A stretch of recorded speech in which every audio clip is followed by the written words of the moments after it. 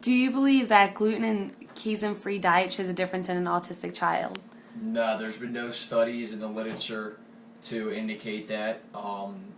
Maybe a more natural diet without preservatives or the ingredients that we tend to use in modern day foods would be better in keeping a child's behavior improvement, but there's no evidence to indicate that.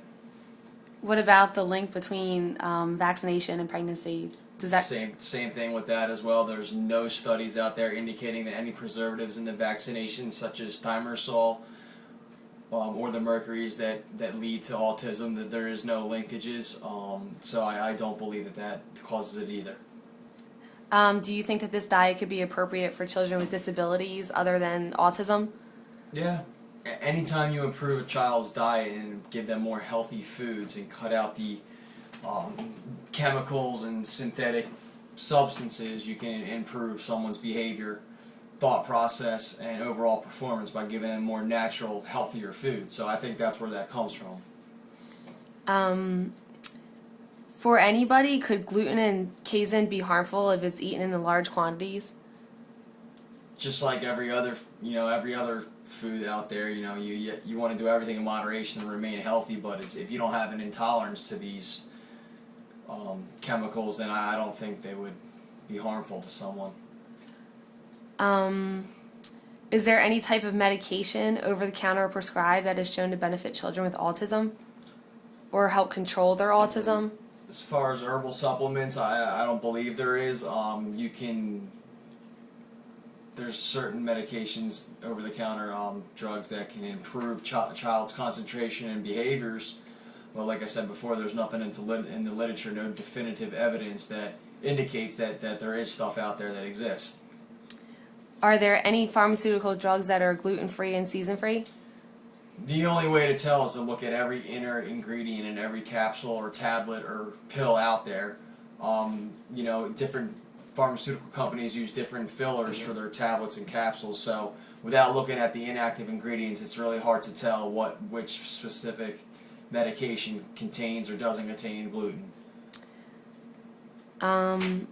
Should parents be concerned about the calcium deficiency if they remove dairy products in a child's diet? Absolutely, calcium is an essential, supplement that we need in our diets, and as our society indicates now, we're pretty bad with getting the right nutrients and vitamins into our body. So if they're going to remove calcium products from a child's diet, they need to supplement it in the correct way with calcium supplements, because we do need them, especially children, when their bones and skeletal systems are developing as they get older. They do need the calcium to support that growth.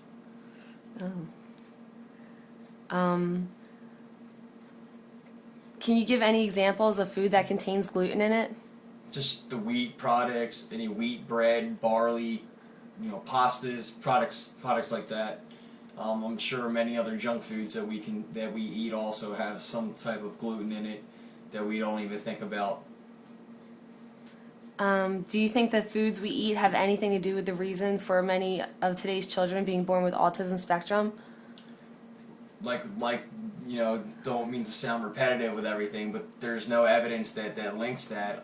If you want to think along the lines of foods being synthetically made or certain preservatives being used, you can have some people out there that will argue that leads to it, but there is no definite evidence that indicates that foods linked to the disability of autism or other behavioral problems.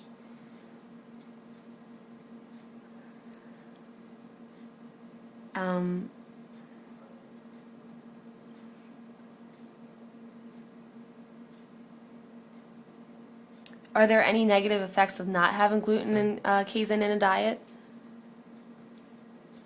The only negative effects would be the foods that do contain them, such as the calcium products, or the essential wheats that we tend to give. There are healthier foods for us. I mean, the only negative effects of not containing these would be missing out on foods such as those that are healthy for us. But as long as you supplement them the proper way, then that's fine. Okay, I think that's all I have. Do you have anything else you want to say about autism and diet? do you know of another way that autism could be controlled or maintained? There's a lot of evidence that does indicate that behavioral specialists who can work with the child and figure out ways that they can express themselves and be able to communicate easily is helping children with autism a lot, and that does show to help a lot as far as cutting out certain foods or taking these herbal supplements or taking this drug or that drug. There's no evidence that indicates anything is helpful. I think the main thing is just understanding the disorder of autism better, and you know, every day clinicians are getting a better understanding of the disorder, and we're learning how to treat it better, and that's leading to children being born with autism having functional lives even into adulthood. So that's a very important step that we're making in the research with autism and the awareness of the disease.